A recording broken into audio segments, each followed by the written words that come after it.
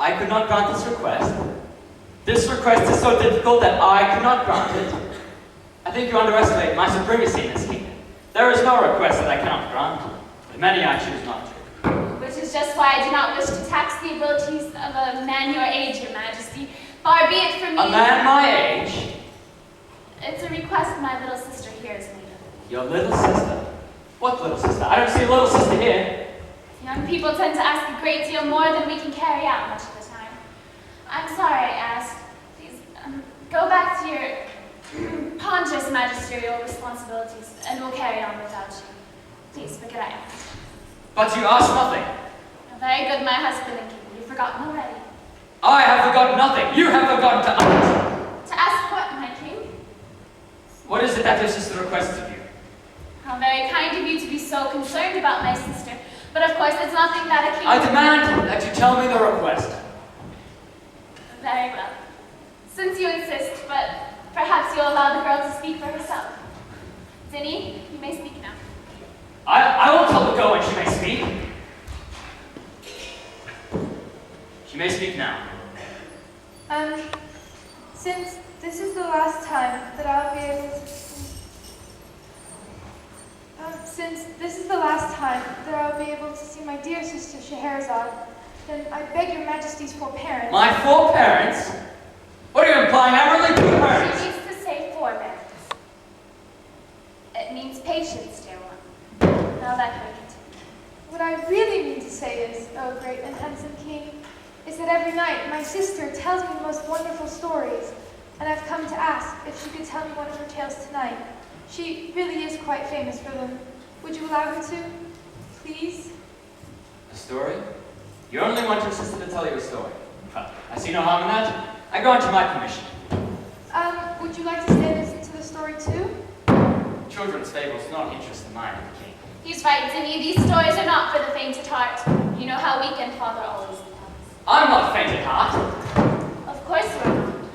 You're the bravest of all rulers, and 1,000 of your mortal enemies flee when they hear but rumors of your approach. That's right. But the stories I tell are not of mortal enemies. They're stories of mystic genies who work magic on the most potent of rulers.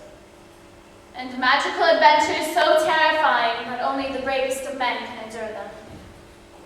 No, you would not be able to stand hearing my tales. Good night, Caravana. Sleep soundly. Sleep soundly? That's what I said, sleep soundly. I will not sleep soundly. I too shall hear these tales of which you boast. Choose wisely, dear husband. For the tales I tell are powerful.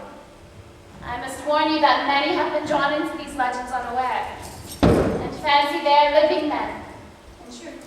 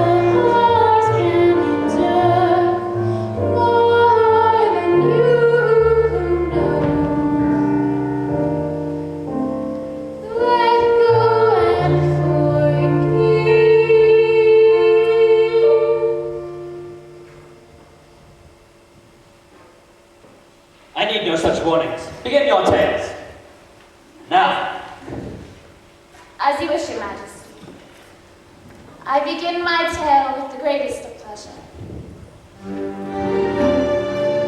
It is said, O wise and happy king, that once there was an emperor of Persia named Cardiah. In order to gain knowledge of the condition of his empire, he often went on walks in disguise throughout the city and met with many adventures.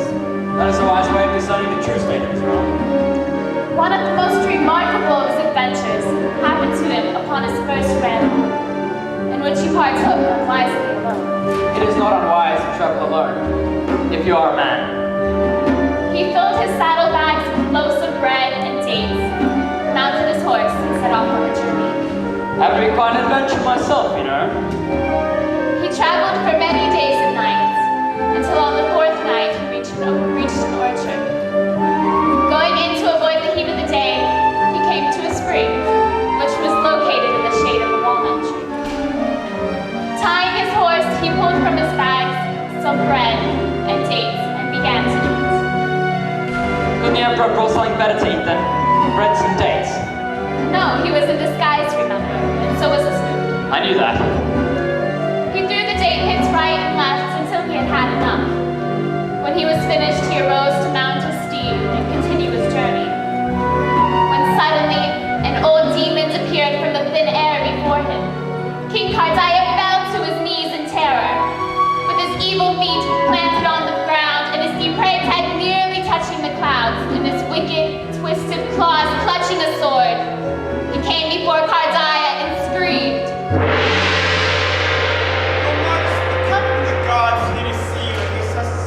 Anna, you're ruining the story.